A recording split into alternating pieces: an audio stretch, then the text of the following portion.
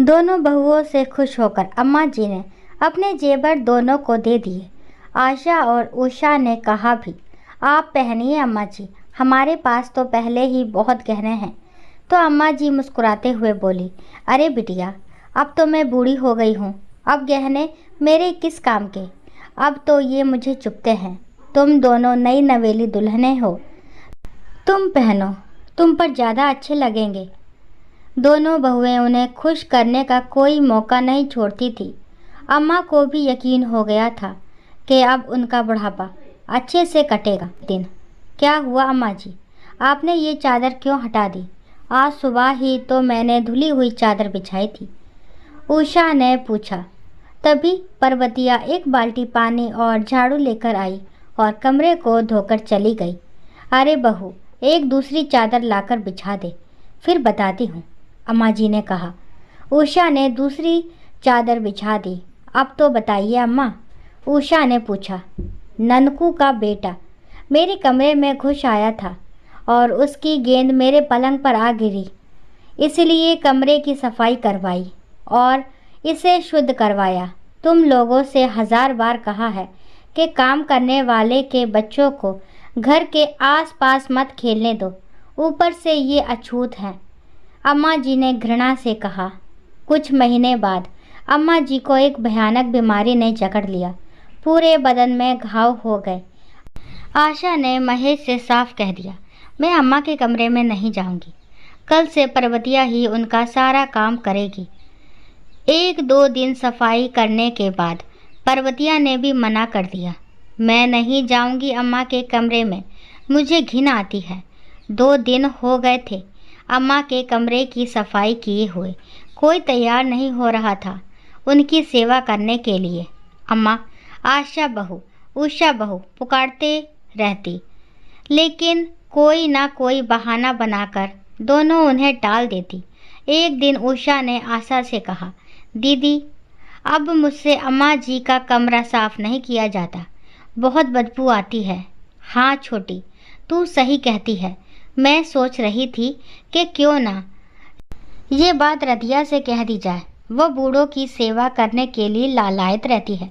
आशा ने कहा, दीदी, पर अम्मा जी मानेंगी? वो तो नीचे जात का छुआ पानी भी नहीं लेती। उषा ने संकोच से कहा, खूब मानेगी। आशा ने एक कुटिल मुस्कान के साथ कहा। रदिया तलाकशुदा थी और बिल्कुल अकेली लोगों के घरों में काम करके अपना गुजारा करती थी। दूसरे दिन दोनों बहुएं अम्मा जी की लंबी उम्र और कुशलता हेतु तीर्थ यात्रा के नाम पर निकली और अपने मायके पहुंच गई। वहां उन्होंने 1-2 महीने ठाठ से गुजारे। इधर रधिया अम्मा जी के कमरे में पहुंची। अम्मा चौंकी, तू तू यहाँ? हाँ अम्मा जी, आपकी सेवा करने आई हूँ, मगर मेरी बहुएं जी, उन्हीं ने मुझे ये पुण्य का काम दिया है। आप तो हमारे लिए भगवान के समान हैं, आपकी सेवा से हमें पुण्य ही मिलेगा।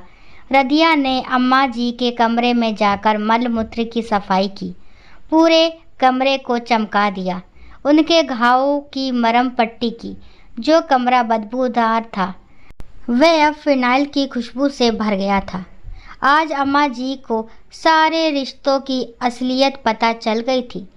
आंखों में आंसू भरकर एक टक रधिया को देखे जा रही थी। आज उन्हें एहसास हुआ कि वास्तव में अछूत कौन है।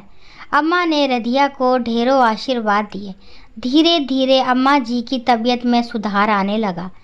बीमारी में उन्हें अपने और पराव में फ़र्क समझा दिया था। जब अम्मा जी के ठीक होने की खबर दोनों बहुओं को मिली तो वे अपने मायके से लौट आई।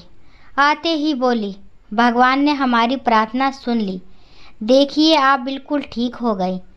हमने आपकी सेहत के लिए कितने मंदिरों में प्रार्थना की, बहुत दान पुण्य किया, और देखिए हमारी प्रार्थना रंग लाई। तभी वहाँ रधिया आई और अम्मा जी के कमरे की सफाई करके उनके लिए खाना बनाने लगी। आशा ने टोकते हुए कहा, अरे तू यहाँ क्या कर रही है? अब अपने घर जा, अम्मा जी तेरे हाथ का खाना पीना नहीं करेगी। हाँ हाँ, दीदी ने सही कहा। उषा ने भी हामी भरी। तभी अम्मा जी ने दृढ़ स्वर में कहा, बहू, जब तुम दोनों मुझे छोड़कर मेरी लंबी उम्र की कामना करने मायके गई थी ना, तब इसी ने मेरी सेवा की, मेरे खाने पीने का ध्यान रखा। आज अगर मैं जीवित हूँ तो सिर्फ रधिया की बदौलत। मैं ही पागल थी जो ऊंच नीच का रोग लगाए बैठी थी, लेकिन अब मेरा पापी मन भी पावन हो गया है। आज से रधिया ही मेरी देखभाल करेगी और मेरी सारी जायदाद की वारिस भी यही होगी। मैंने इसे गोद ले लिया है।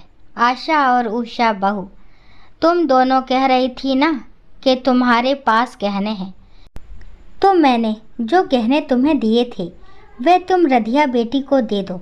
देखो, इसकी कलाई, गला, कान सब सोना पड़ा है। अम्मा जी की ये अंतिम बात सुनते ही दोनों बहुएं चक्कर खाकर गिर पड़ी। दोस्तों, आपको क्या लगता है, अम्मा जी का कहना सही था या गलत? कमेंट बॉक्स में ज़रूर बताएं। व्यक्ति कर्म से महान होता है, जन्म या जात पात से नहीं। इसलिए हमें अच्छे संस्कार, सेवा और समानता को अपनाना चाहिए। दोस्तों, कहानी अच्छी लगती है तो लाइक शेयर सब्सक्राइब करना ना भूलें और इस कहानी के बारे में आपके जो भी विचार हैं कमेंट बॉक्स में ज़रूर शेयर करा करें। और कहानी को लास्ट तक सुनने के लिए थैंक यू। राम राम, राधे राधे।